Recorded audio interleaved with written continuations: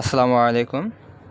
চর বেলকুচি থেকে শামসুল উলুম তালিমুল কুরআন নুরানিয়া কওমিয়া ও হাফিজিয়া মাদ্রাসা থেকে আমাদের কাছে এবং বেলকুচিবাসী ফাউন্ডেশনের কাছে 30 জন হাফেজের জন্য 30টা কোরআন শরীফ চেয়েছিলেন। তো আলহামদুলিল্লাহ সবার সহযোগিতায় এবং বেলকুচিবাসী ফাউন্ডেশনের পক্ষ থেকে আমরা আলহামদুলিল্লাহ প্রায় 30 পিস কোরআন শরীফ নিয়ে আমরা সেই মাদ্রাসায় পৌঁছে দিই ইনশাল্লাহ।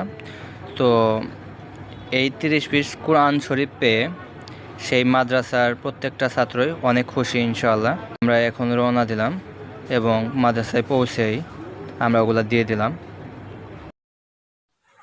তোমরা যখন কোরআন শরীফ পড়বা এবং কোরআন শরীফ হাতে নিবা তখন দোয়া করবা, যারা কোরআন শরীফ দিছে তাদেরও সওয়াব হইব, আবার তোমরা যে কোরআন শরীফ তেলাওয়াত করছো তার জন্য কিন্তু তোমাদের সওয়াবের কমতি হইব না, ঠিক না?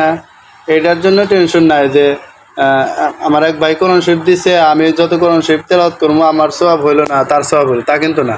তোমারও যে সওয়াব হইব আবার আর একজনেরও সেই সওয়াব। আমরা যে কষ্ট করে আইনে দিছি, ঠিক আছে, এইটুকু রাস্তা আইছি, কষ্ট হয়েছে না, আমাদেরও একই সওয়াব হইব। সুবহানাল্লাহ। এই জন্য সবাই কোরআন শরীফ তেলাওয়াত করবা, সহিভাবে তেলাওয়াত করার চেষ্টা করবা, ওযু সহকারে তেলাওয়াত করবা, কেমন? ঠিক, সবাই দোয়া করবা তো। আপনারা আমাদের পাশে থাকবেন ইনশাআল্লাহ।